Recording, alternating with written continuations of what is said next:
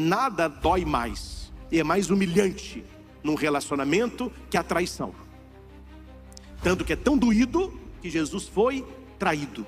O que pior Jesus sofreu, um amigo o traiu, Judas. E aqui para nós só existe traição entre amigos. Entre inimigos não há traição, porque não há amizade, não há amor.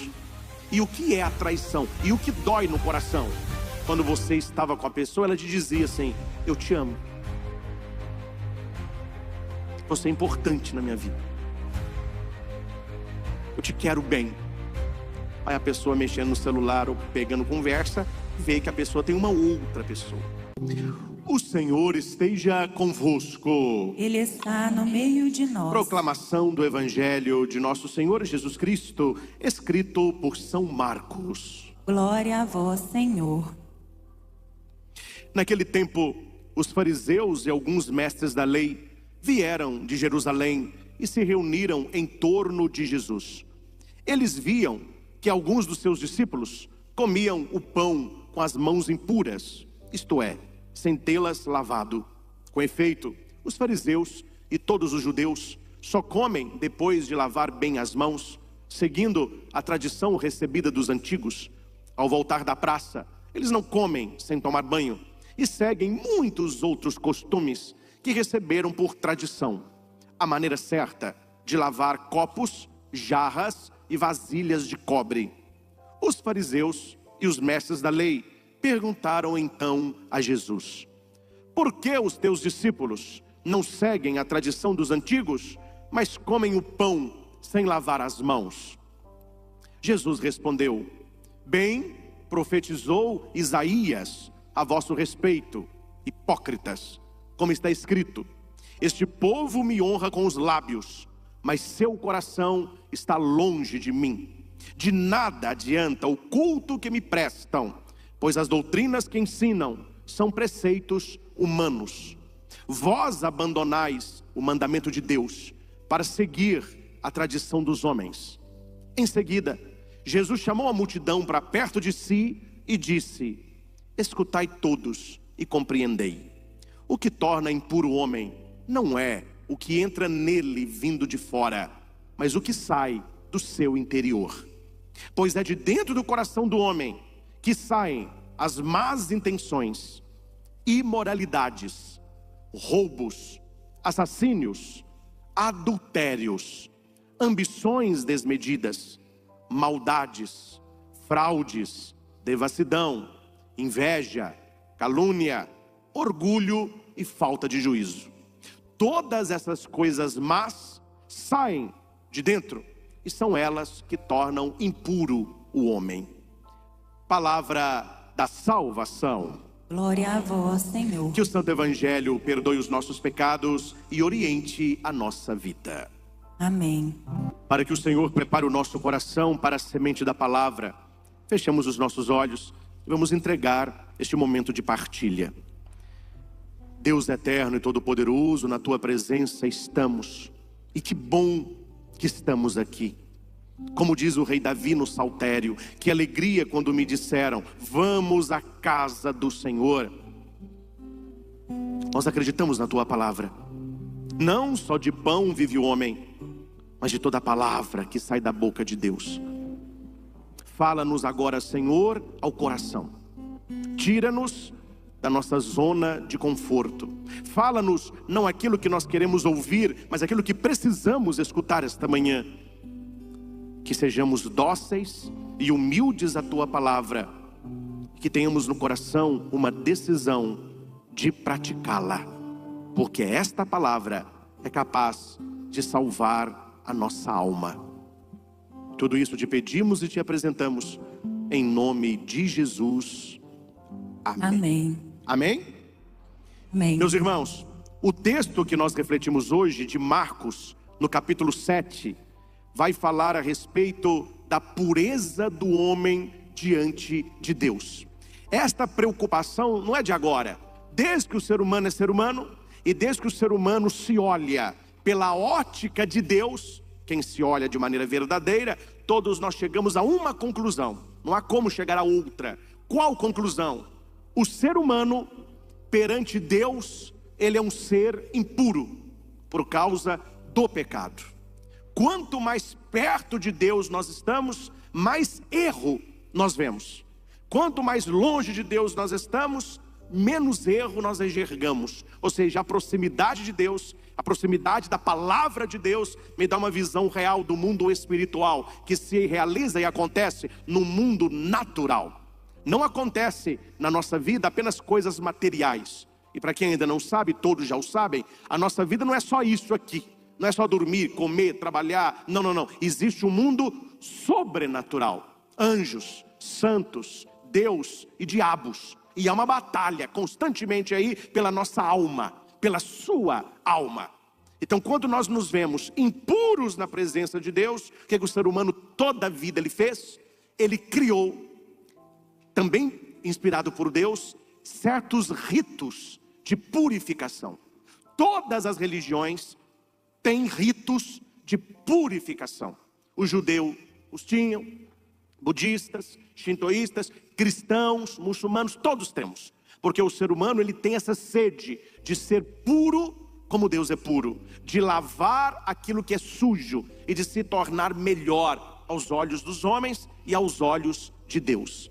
Falando desta pureza diante de Deus, é que o evangelho de hoje se insere, falando a nós e a eles. Os fariseus e os mestres da lei são duas classes que viviam profundamente a palavra, acreditavam na pureza pela palavra e exigiam de todos uma pureza ritual. Eles tinham costumes de tudo e leis para muita coisa que não se encontram na Sagrada Escritura, mas foram sendo criadas a partir dessa busca. Eu quero ser puro. Então foram sendo criadas para eles tantas outras normas. O que Jesus vai dizer aqui e o que eles falam para Jesus não é questão de higiene. Porque comeu pão sem lavar a mão. Mas que falta de higiene. Não, a questão aqui não é falta de higiene. A questão aqui é o rito de purificação para entrar no templo de Jerusalém. E o judeu, através dos fariseus e dos saduceus, eles traziam os ritos do templo para a vida. E isso aconteceu com eles de maneira deturpada e acontece conosco de maneira abençoada. Vou dar o exemplo nosso e eu vou a eles. O altar, a mesa na igreja. Na igreja essa mesa se chama altar. É o lugar mais sagrado da igreja, é o altar. Aquilo que nós celebramos na missa, a sacralidade do altar, o altar bem arrumado, o forro bem passado, no centro do altar o evangeliário, onde nós somos abençoados depois da leitura, se faz o sinal da cruz, se reza, se louva a Deus. Como que nós levamos este altar lá para nossa casa? Quando nós estamos à mesa com a nossa família e antes de tomar a refeição, vamos rezar. Isso é normal nas famílias cristãs. Não se come sem uma oração de ação de graças. Quem come sem rezar é cavalo, ele vai, come e vai embora. O ser humano não, ele reconhece a graça de Deus. Ele reconhece que tudo que está na mesa é fruto do trabalho humano e fruto da graça de Deus. Então, para quem ainda não tem o costume, comece. Antes de rezar, dê-se as mãos. Se alguém tem facilidade, pode ser uma prece espontânea, louvando a Deus pela vida das pessoas, pela sua família e pelo alimento. Se não tem facilidade, um Pai Nosso. É dom de Deus, o alimento na mesa, é dom de Deus, a família reunida, é dom de Deus, o amor que nos reúne em torno da mesa. O que aconteceu aí? Aconteceu que aquilo que é próprio do templo, nós levamos para a nossa casa. A oração do altar é a oração da mesa da refeição. Estou dando esse exemplo para você entender o que aconteceu com o judeu. Não se entrava no templo sem ritos de purificação. Purificação com água. Purificação para o judeu também é oração. Por isso que bodas de Caná, Jesus olha para as talhas, elas estão vazias. O vinho acabou e as talhas vazias. E João vai dizer, havia ali 6 talhas para a purificação dos judeus. E por que as talhas estavam vazias? Porque eles estavam naquela festa para comer e para beber. Rezar que é bom nada. Então não tinha nem água, tipo, para que purificação? Vamos para a festa mesmo. Jesus pede, enchei as talhas de água. Não deixe Deus de fora, porque o vinho acabará. E sem vinho não tem festa. Sem vinho não tem vida. Sem vinho não tem salvação. Enche a talha de água. Quer dizer, o rito da purificação.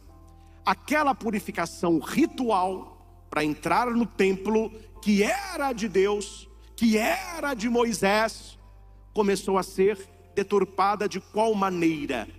A purificação do templo tem que ser a purificação também da nossa vida, em todos os sentidos rituais.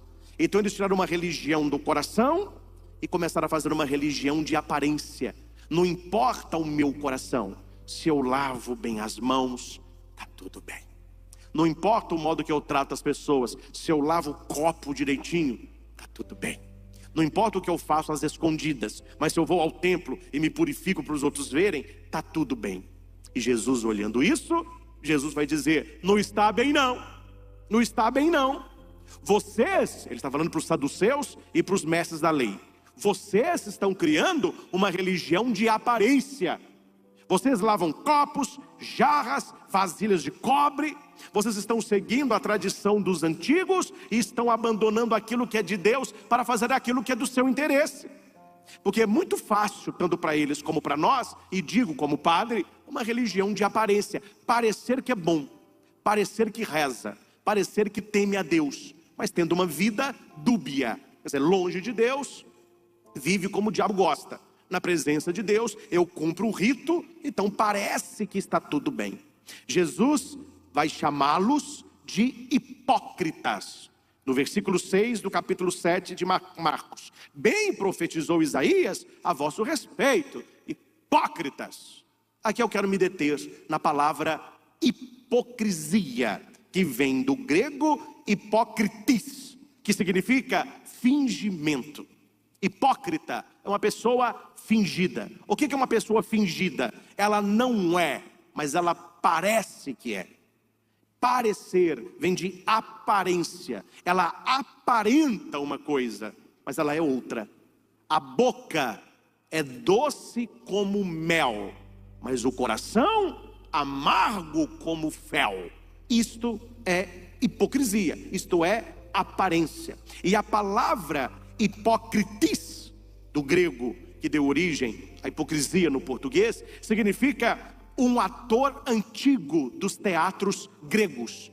Os atores de teatro, naquela época, antes de Cristo, eles eram chamados de hipócritas. Não é o sentido da palavra de hoje. Hoje é fingimento, hoje é negativo. Mas naquela época, o que você é? Eu sou um hipócrita. Ou seja, ele era o quê? Um ator de teatro grego. Todo ator de teatro grego, ele tinha o nome de hipócrita. Por que o nome dele era esse? Naquela época não era negativo como é hoje. Porque hipócritis significa máscara. Então as peças gregas, eles iam trocando de máscara, interpretando papéis.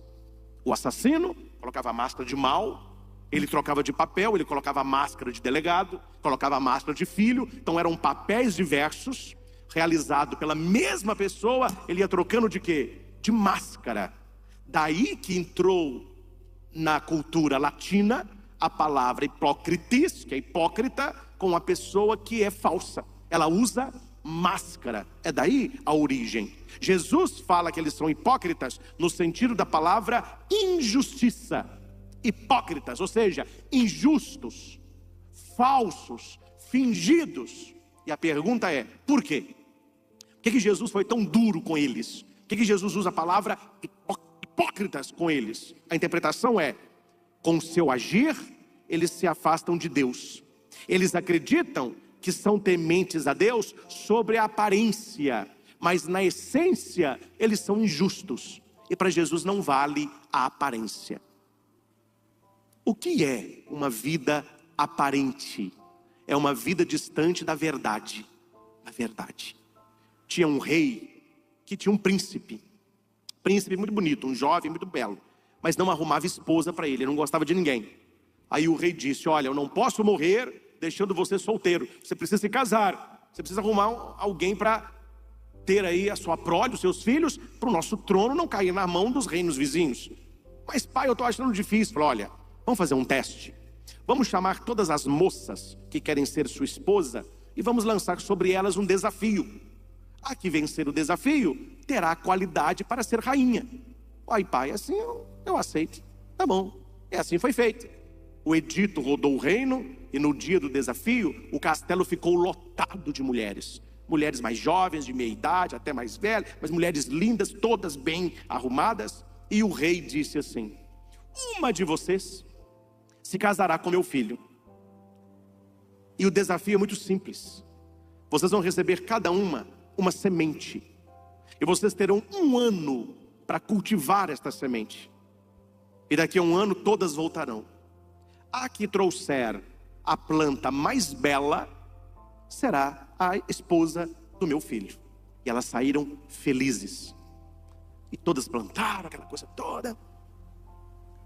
1 ano depois, voltam as moças com plantas maravilhosas, flores maravilhosas, cada uma mais bonita que a outra, difícil de escolher. E no meio delas, uma moça com um vaso vazio, não tinha nada no vaso.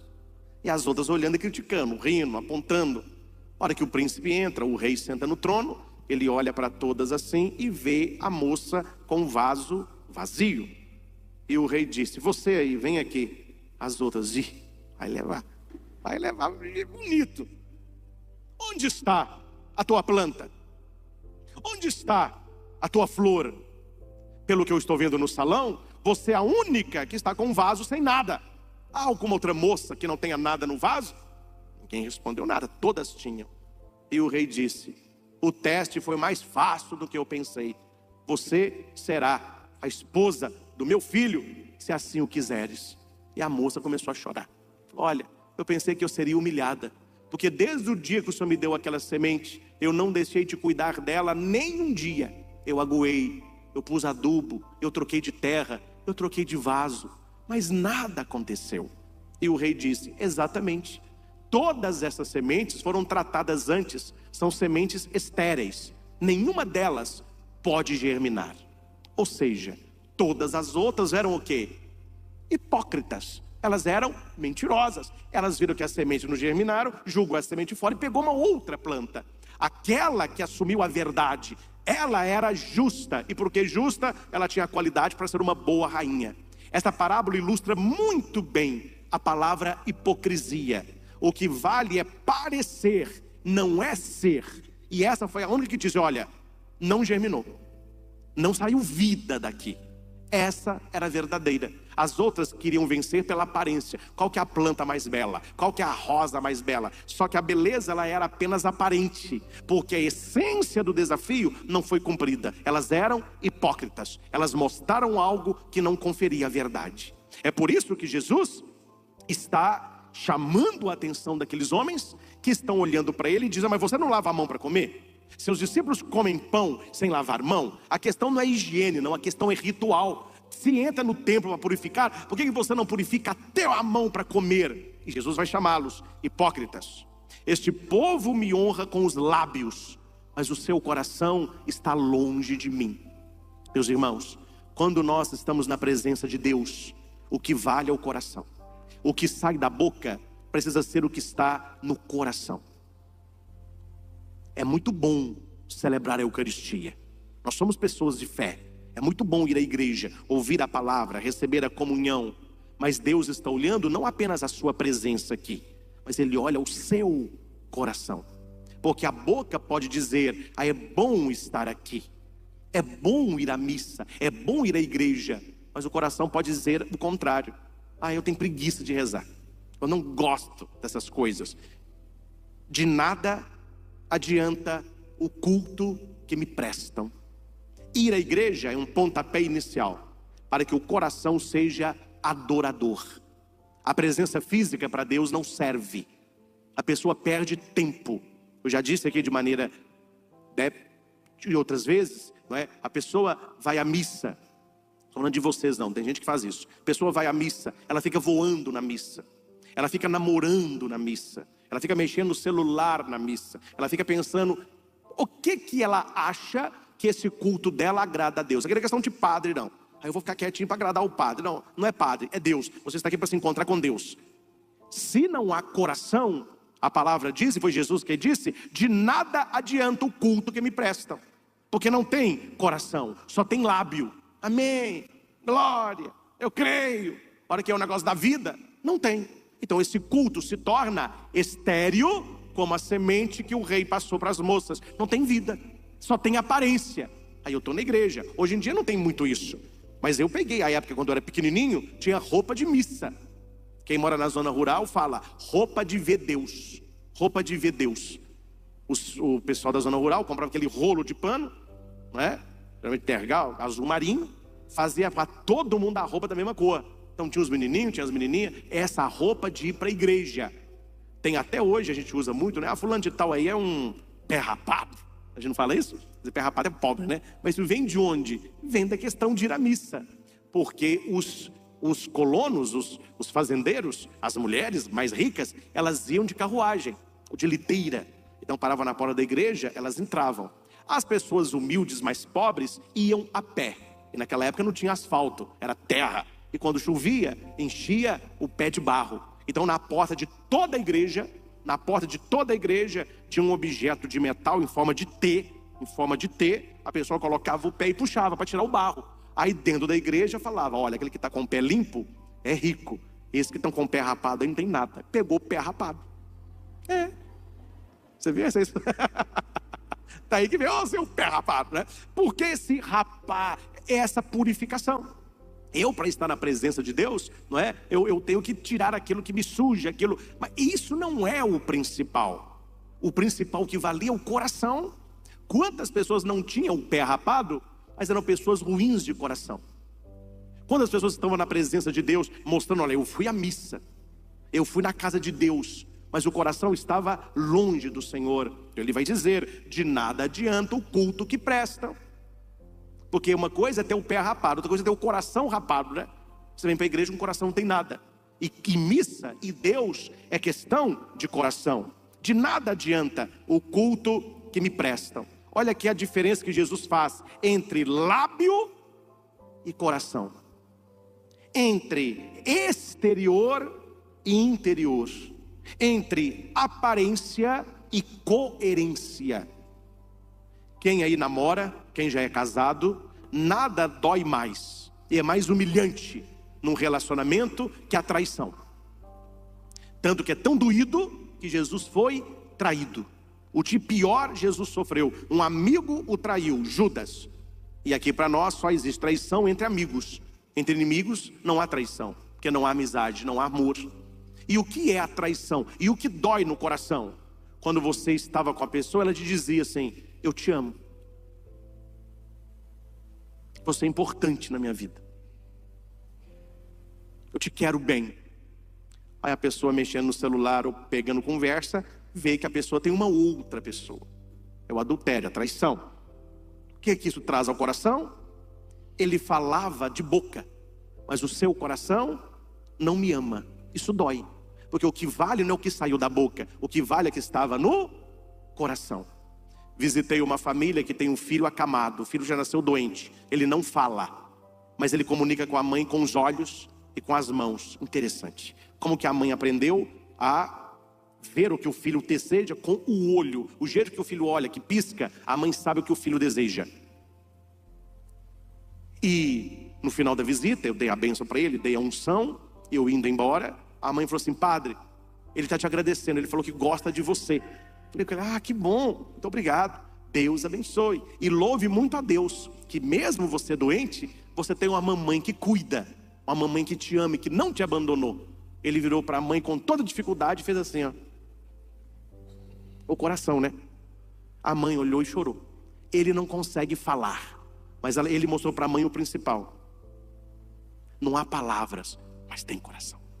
É melhor ter coração sem palavras do que palavras sem coração. E Jesus vai dizer, para mim não vale palavra, para mim não vale o que está por fora, para mim vale coração. Vós abandonais os mandamentos de Deus para seguir as tradições dos homens. Quando Jesus fala das tradições dos homens, não se refere às tradições religiosas, que nós também a temos, mas é o abandonar o mandamento de Deus. A leitura do Evangelho saltou alguns versículos para a missa de domingo, mas os versículos saltados, do versículo 9 ao 13, fala sobre honrar pai e mãe. E vai dizer assim, a palavra diz que você deve honrar pai e mãe. Mas se você faz uma oferta ao templo E se você vai ao templo e não cuidou do seu pai e sua mãe, vale, porque você ofereceu a oferta em detrimento ao cuidado dos pais. Você tirou o mandamento de Deus por um preceito humano. O que Jesus está falando aqui é abandonar aquilo que é de Deus para fazer aquilo que é só nosso.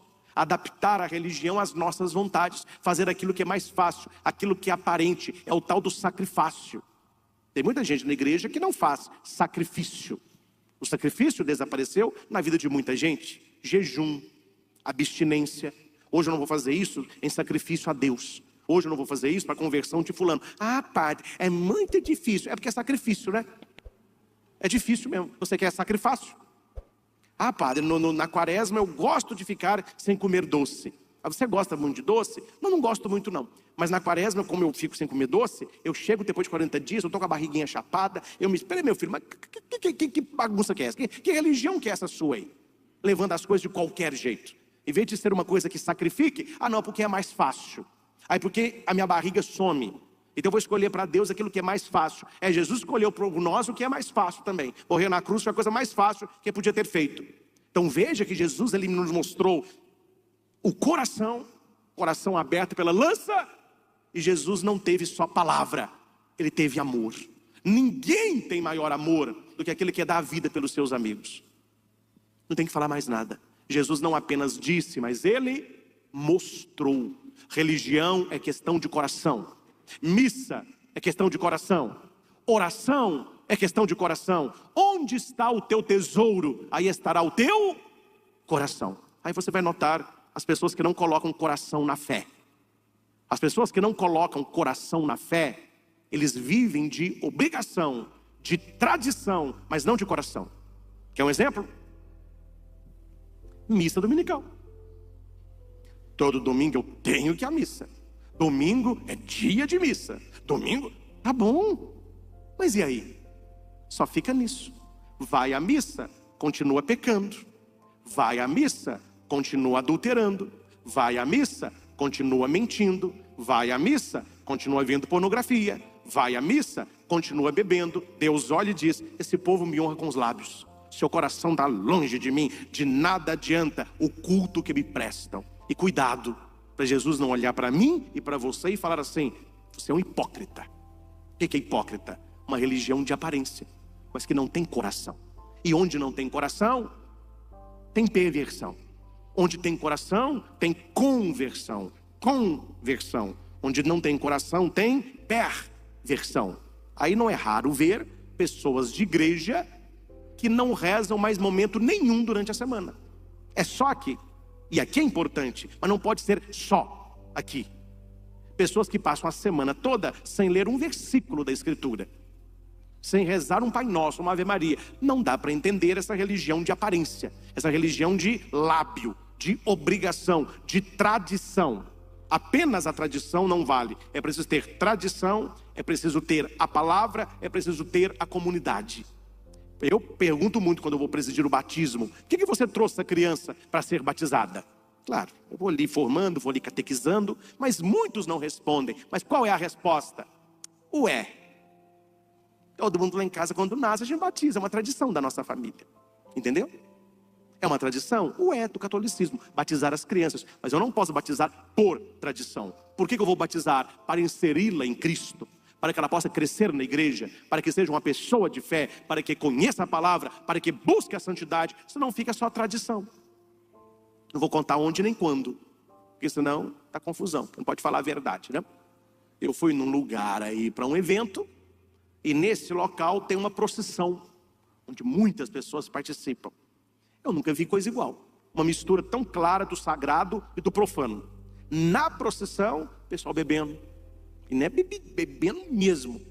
Pessoal conversando, pessoal com o celular, com as musiquinhas de funk. Falei, mas o que é isso? Eu estou em Sodoma e Gomorra, nunca mais eu voltei. Não me convidem mais.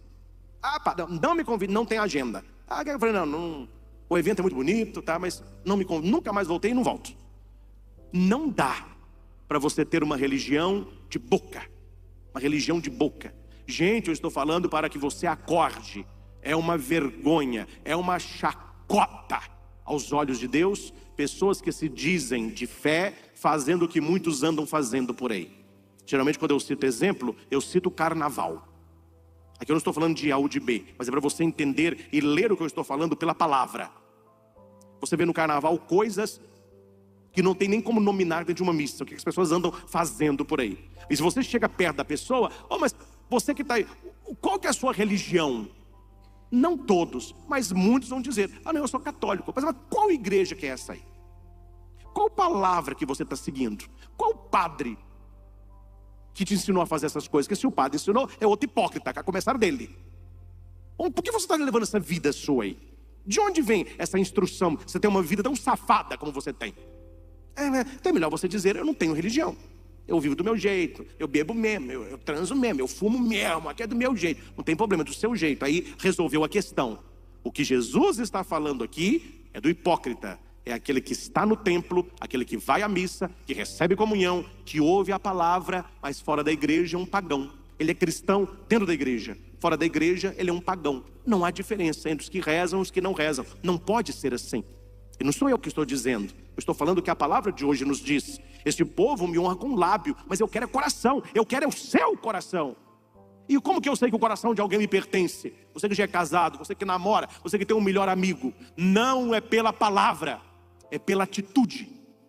Alguém que já te entregou o coração, ele não precisa nem dizer, ele vive isso.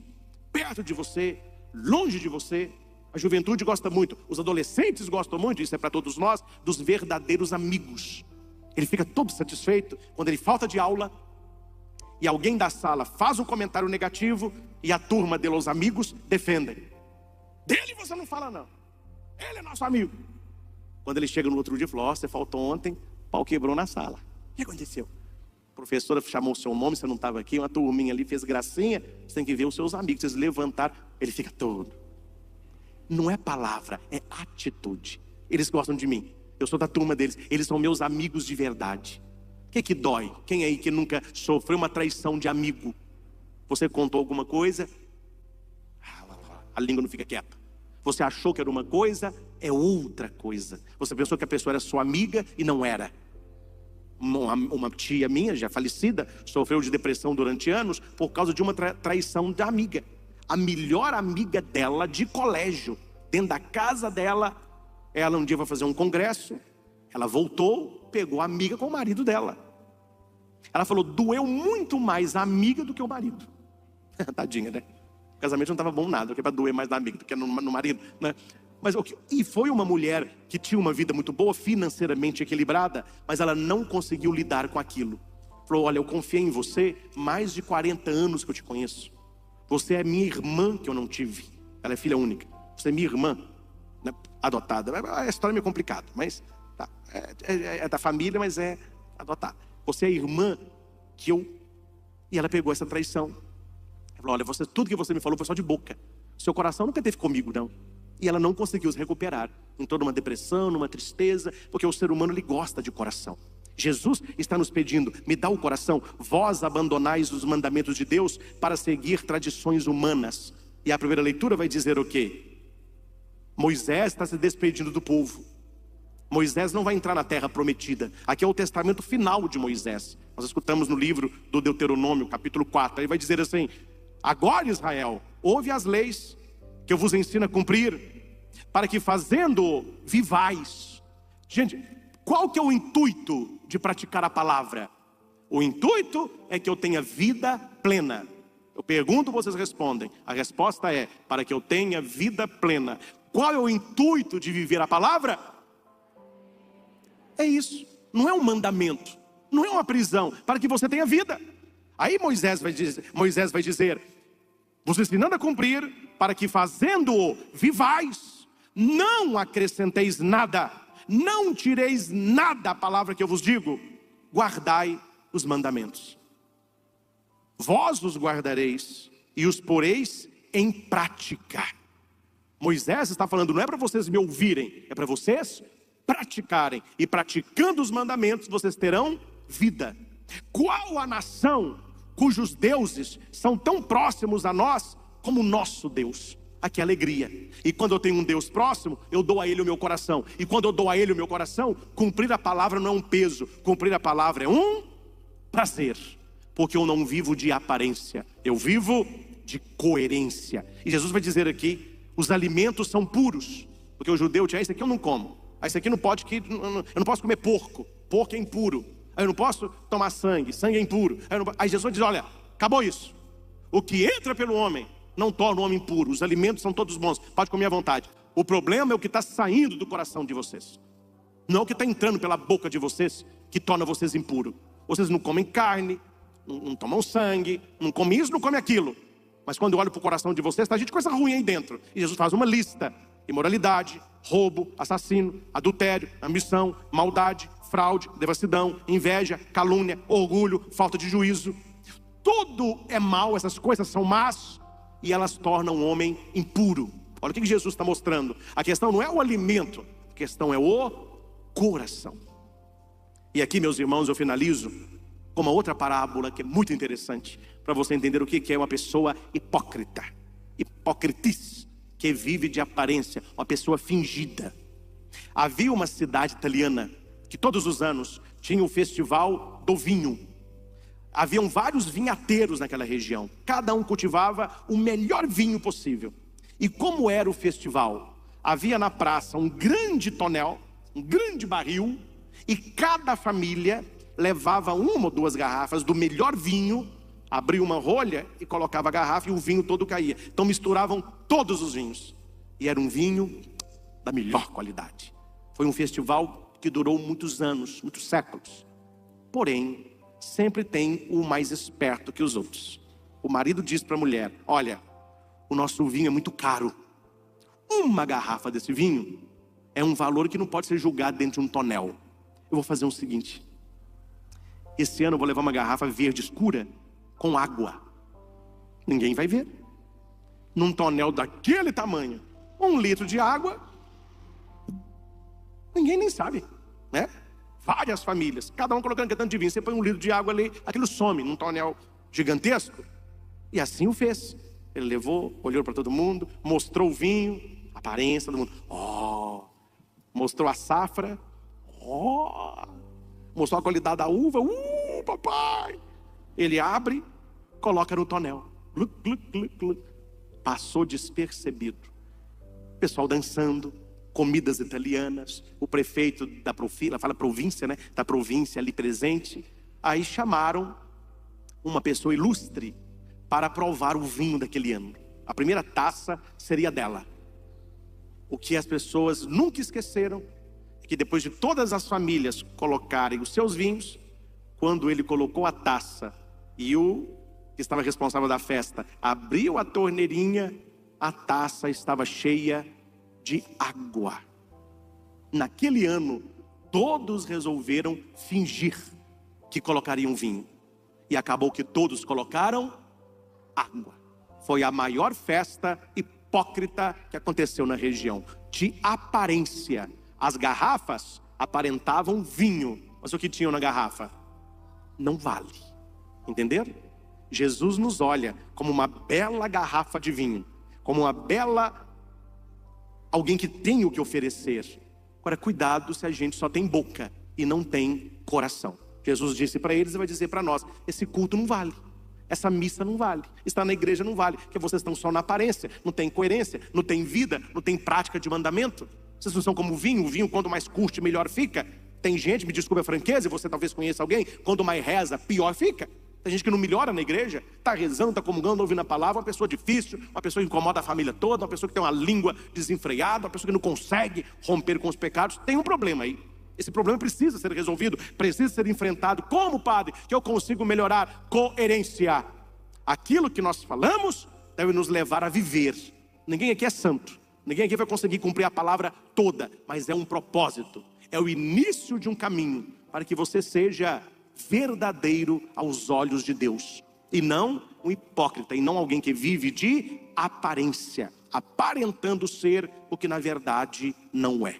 Que Nossa Senhora nos ajude a pegar esta palavra, a guardar no nosso coração o essencial e sempre pensar: o que tem saído do meu coração? O que tem saído da minha boca? Vamos fechar os nossos olhos um instante e pergunte para Deus isso. Senhor, o que eu trago no meu coração? Qual é a religião que eu pratico no meu coração? Quando o Senhor olha para mim, o Senhor não vê a minha aparência, o Senhor vê o meu coração. E na tua presença, eu não posso ser uma pessoa mentirosa, uma pessoa fingida, hipócrita. Ajuda-me, Senhor, a cumprir os teus mandamentos. Assim como Moisés disse ao povo de Israel, que eu possa assumir esta palavra: nada acrescenteis, nada tireis a palavra que vos digo. Ajuda-me, Senhor, a assumir toda a sua escritura, a assumir a tua palavra, sem acrescentar nada, sem tirar nada, guardar os vossos mandamentos, para que eu tenha vida e vida abundante.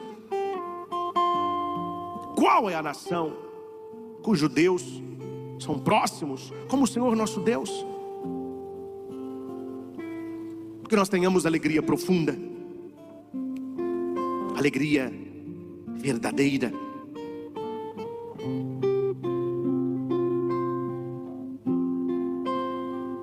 Que a tua palavra nos alimente, Senhor. Que teu Espírito nos conduza, para que o nosso louvor não seja apenas de lábios, mas de coração. Que o nosso culto te agrade, que a nossa missa seja verdadeiramente a atualização do sacrifício de Cristo no Calvário, de maneira digna, de maneira honrada. Que sejamos adoradores e que adoremos a Deus em espírito e em verdade. Precisamos compreender, discernir, que o que torna impuro o homem não é o que entra nele vindo de fora, mas o que sai do seu interior. O que tem que ser bom é o coração, e um coração que cumpre a palavra, um coração que faz a diferença, um coração que se afasta das más intenções, das imoralidades, dos roubos, assassínios, adultérios, ambições, maldades, fraudes, devassidão, inveja, calúnia, orgulho e falta de juízo. Todas essas coisas que são más, elas saem do coração, e são elas que me tornam impuro. Senhor, afastai da minha vida toda inveja. A Bíblia traduz inveja por olho mau. Tirai, Senhor, dos meus olhos toda a maldade. Tirai, Senhor, da minha boca toda a blasfêmia, que é uma injúria contra Deus, a soberba, que é o desprezo de Deus, e a loucura, que é a injúria contra o próximo. Que a tua palavra faça a diferença na minha vida. Tu me conheces, Senhor. Tu conheces cada pessoa que está conosco nesta Santa Missa, e nós queremos cumprir a tua palavra, não apenas escutá-la, mas colocá-la em prática. Por mais difícil que seja, nós queremos viver a tua palavra na nossa família, no nosso trabalho, na nossa escola, na nossa faculdade, no namoro, nas amizades, no casamento. Eu não quero, Senhor, ser um cristão de aparência, um católico que parece. Não. Nós queremos ter coerência de vida, congruência interna. Que a nossa fé seja traduzida pela nossa vida. Que possamos trazer a nossa vida para o altar e levar este santo altar para a nossa vida, sendo praticantes da palavra e não meros ouvintes, afastando de nós toda enganação, toda hipocrisia, tudo aquilo que somente parece, mas que no fundo não é. Nós não queremos ser, Senhor, esta garrafa de vinho desta parábola, que por fora é bela, é cara, é valiosa e parece muito saborosa, mas que por dentro tinha tudo menos vinho. Não tinha sabor, havia mentira, havia falsidade, havia fingimento. Que eu possa ofertar para Deus as minhas primícias, o meu melhor vinho, que eu possa ofertar para minha família, para os meus amigos, para minha comunidade, o meu melhor vinho, colocando no tonel da convivência, no barril da verdade. Assim como Jesus também deu o melhor vinho no final, em Caná, que nós possamos reservar o nosso melhor para Deus, partilhando a própria vida e fazendo com que a nossa fé não seja de aparência, mas de coração. Vivendo assim, teremos alegria, teremos plenitude e sentiremos a graça de Deus em nós. Muito obrigado, Jesus, pela palavra deste domingo. Obrigado, Senhor, pelo teu direcionamento a todos nós que aqui estamos e milhares que nos acompanham. Que tomemos nesta missa esta decisão: eu quero praticar a tua palavra. Eu não quero ser alguém de palavras, mas de atitude, de posicionamento e de coração. Que a tua graça nos ajude, que teu amor nos inflame, que tua palavra nos direcione. Ao Senhor Jesus, toda honra, glória e louvor. Louvado seja nosso Senhor Jesus Cristo. Para sempre seja louvado.